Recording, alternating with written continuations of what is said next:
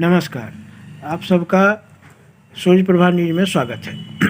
आज हम बात करेंगे जीतन राम मांझी के बयान पर किस तरह से ब्राह्मण समुदाय में, ब्राह्मण जातियों में किस तरह से उबाल आया है और ये उबाल न सिर्फ बिहार में बल्कि बिहार के बाहर भी अब होने लगा है।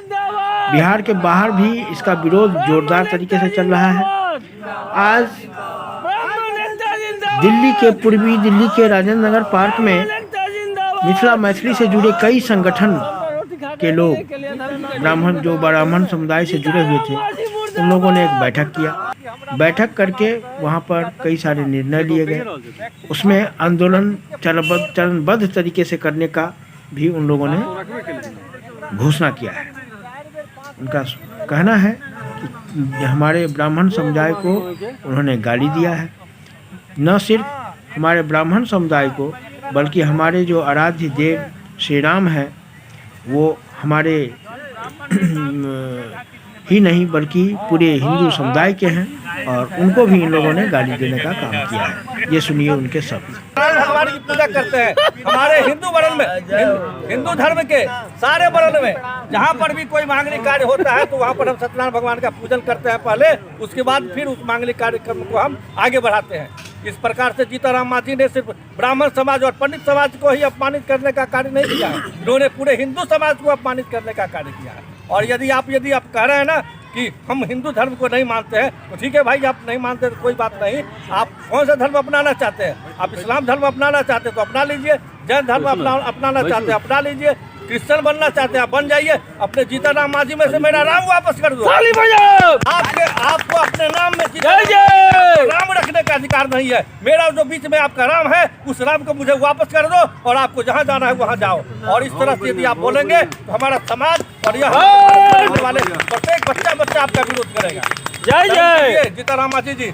आप शर्मनाक विषय है कि हमारे बिहार के मुख्यमंत्री पद पर रहने वाले व्यक्ति, जिन व्यक्ति को पूरा बिहारवासी 13 करोड़ बिहारवासी ने उनको सम्मान देने का काम किया, वो है जीतन राम मांझी।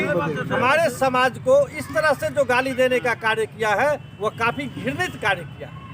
जिस शब्द का उन्होंने इस्तेमाल किया है वह उस शब्द को हमें अब आप सुन सकते हैं मैथिली यूथ परिषद के बसंत झा जी का स्टेटमेंट। उन्होंने क्या कुछ कहा। गाली दिया है इन्होंने, हमारे आराध्य श्री राम को गाली दिया है, मिथिलांचल के हमारे जो पाहुन हैं, हम लोग पाहुन कहते हैं श्री राम को, उनको गाली दिया है। ये कदापि बर्दाश्त नहीं हो सकता है।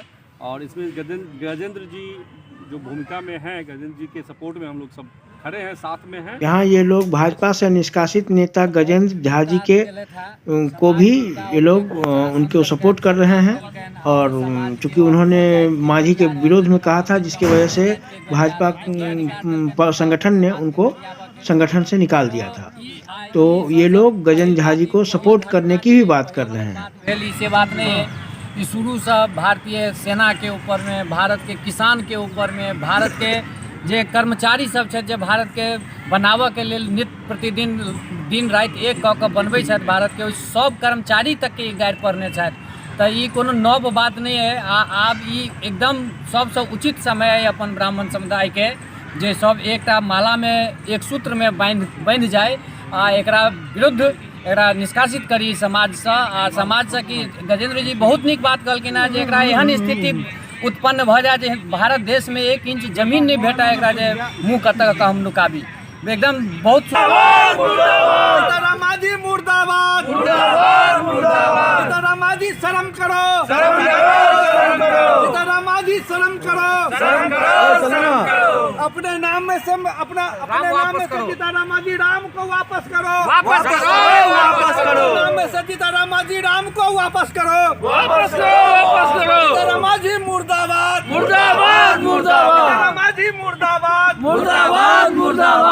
मांझी मुर्दाबाद, सनातन धर्म जिंदाबाद, सनातन धर्म जिंदाबाद, ब्राह्मण एकता जिंदाबाद।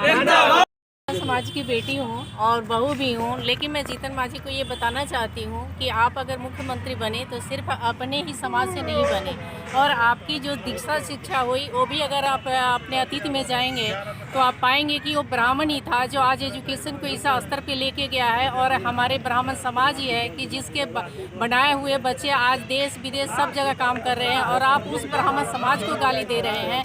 अगर आप अतीत में जाएंगे तो आप पाएंगे कि वो आपको एक एक वर्ड सिखाने वाला को उस टाइम कोई और नहीं था, वो हमारा ब्राह्मण समाज ही था। तो इसलिए आप अगर इस पद पे होने के बाद अगर अपने ब्राह्मण को इस तरीके से गाली दिया है तो बहुत ही निंदनीय है। ये कभी नहीं होना चाहिए, क्योंकि आप सिर्फ अपने वोट से नहीं मुख्यमंत्री बने होंगे, उसके साथ आपके बहुत हमारे ब्राह्मण भाई रहे होंगे, बहुत पिता रहे होंगे जो आपको वहाँ तक पहुँचाए हुए, और इसलिए आपको इसके लिए बहुत ही क्षमा मांगनी पड़ेगी, तभी जाकर को आपको ब्राह्मण समाज से मुक्ति मिलेगी। अदरवाइज ब्राह्मण एकता ब्राह्मण एकता जिंदाबाद जिंदाबाद ब्राह्मण एकता जिंदाबाद जिंदाबाद जिंदाबाद जिंदाबाद जिंदाबाद मांझी